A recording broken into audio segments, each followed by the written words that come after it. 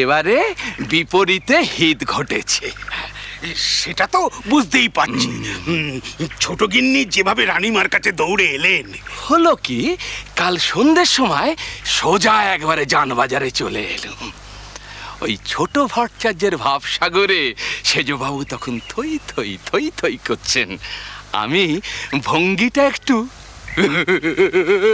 কি হলো পাল্টে নিল।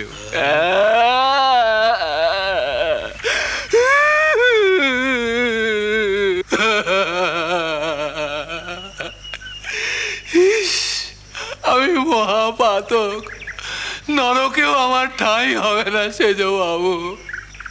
সাক্ষাৎ ভগবান নরলীলা করতে পৃথিবীতে এসেছেন, আর আমি মহাপাতক তাকে চিনতে পারিনি। কি করেছি আমি? এমন সিদ্ধ পুরুষ, আর আমি তাকে ভুল বুঝেছি। কি ঘোর অপরাধ আমার সেজবাবু। আমি কি বলি, কেন মানুষটাকে চিনতে আমার এত দেরি হলো? কেন কেন কেন?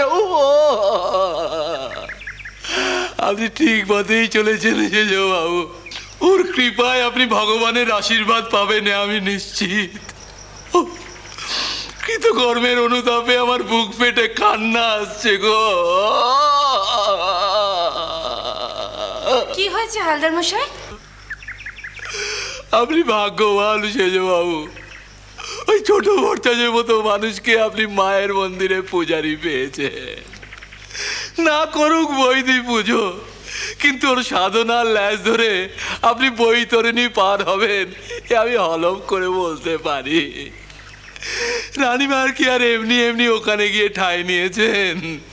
সময় থাকতে সেজবাবু, সময় থাকতে আপনিও ঘর সংসার ছেড়ে বিভাগী হয়ে চলে যান। যান সেজবাবু।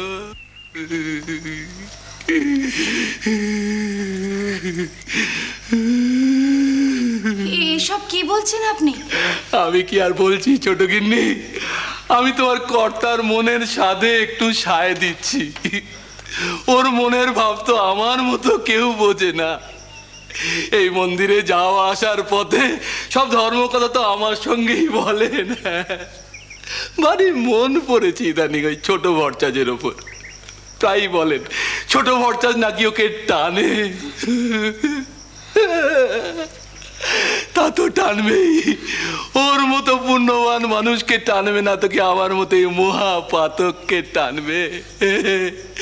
তাই তো বলছিলাম গো ছোট গিন্নি, রানীমাকে যখন বাসিয়ে নিয়ে গেছে তোমার স্বামী, তোমার স্বামী বা ছাড়বে কেন? ভক্তি বলো, পুণ্য স্প্রিয়া বলো, ওরই বা কম কোনটা?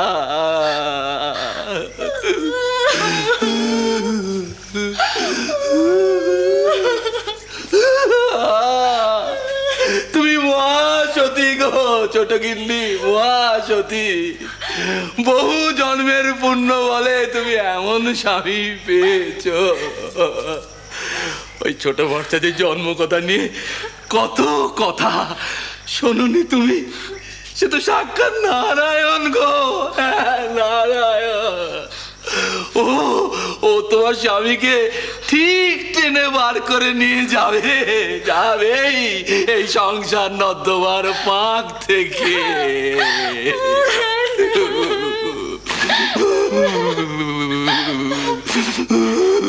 হরি হরি হরি হরি, কিছু ভেবো না তুমি ছোট গিন্নি, কিছু ভেবো না। হরি হরি হরি হরি হরি হরি হরি হরি হরি হরি হরি হে মাধব। চান করবো না গা ধোবো? চান করবো না গা ধোবো? কি কেমন টোটকা? এমন করে হরি হরি হরি হরি করে হরিবোলের বাদ্যি বাজালুম যে ছোট গিন্নি হাউমাউ হাউমাউ করতে করতে সাত সকালে এসে হাজির। এবারে একেবারে নিশ্চিন্ত হব। নাকে তেল দিয়ে ঘুমন্ত ভব। ছোট গিন্নিকে তো চেনে না, এমনিতে খুব ভালো। সেই এতটুকু থেকে না, এতটুকু থেকে দেখছি একবার বায়না ধরলে খিল খুলিয়ে ছাড়বে, তখন ওর যা চাই তাই চাই। আচ্ছা, আপনি কি খেলাটা খেলছেন বলুন তো? ধাসি, হ্যাঁ, গায়ের জোরে নয়, দমে। চুপ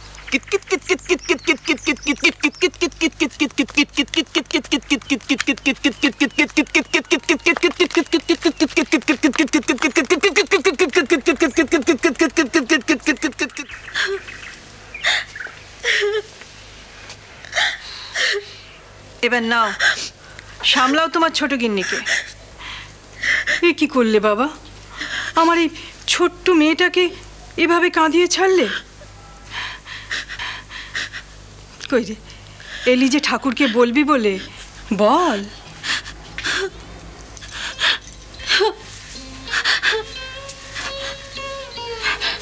ঠাকুর, এ তুমি কি করছো ঠাকুর?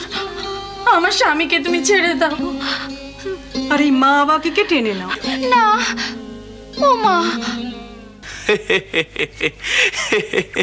কাঁদছো কেন গো? একবার ভক্তিভাব এলে এমনই তো হয়, যেমন আমার হয়। দেখনি পিঁপড়ের পেট কতটুকু, একদানা দুদানা খেলেই পেট ভরে যায়। সেই পিঁপড়ে চিনির পাহাড়ে কত চিনি আছে তার খবর রাখতে চায়। ভগবান তো সেই চিনির পাহাড়ের তুল্য গো, তাই তো তাতে এমন আঠা, ভক্তকে মোটেও ছাড়ে না। ভক্ত তো তোমার আরো আছে ঠাকুর, ওকে তুমি ছেড়ে দাও। এই দেখো, আমি তাকে কেমন করে ছাড়বো বলো দেখিনি? সে তো নিজের দায় এ কাজ করছে, আমি কি তাকে কাছে টেনে এনেছি? সে তো নিজেই আমাকে মাপে, ছানে, ধুলো ঝাড়ে, আবার খাদাও মাখায়। ও তোমার কর্তা খুব বড় মাপের ভক্ত গো, খুব বড় মাপ তার। এত তোর তাকে সামলানো দায়, তার ওজন আমি তোমাকে কেমন করে বোঝাই বলো দেখিনি? ওই যে গো, বড়লোক বাবুরা যেমন বাগান বাড়িতে বাই রাখে, আবার সেই বাইকে পাহারা দেওয়ার জন্য দারোয়ান রাখে। তা ওই বড়লোক বাবুর সত্যিকারের কাছের জন কে? বাই, দারোয়ান। তোমার কর্তাকে দেখে না আমার এক এক সময় ভারী বিভ্রম জাগে, জানো তো? আমি ভাবি আমি বুঝি সেই ভগবানের বাই আর ও দারোয়ান।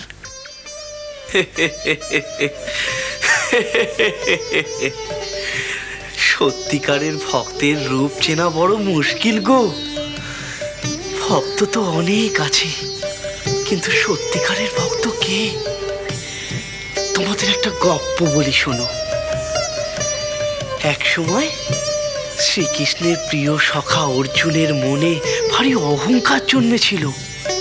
সে ভাবতে শুরু করেছিল, আমার চেয়ে বোধ হয় শ্রীকৃষ্ণকে আর কেউ ভালোবাসে না, কেউ ভক্তি করে না। ভগবান তো অন্তর্যামী, অর্জুনের মনের ভাব বুঝতে পেরেছিলেন। তাই একদিন অর্জুনকে নিয়ে বেড়াতে বেরোলেন। শ্রীরাম কৃষ্ণ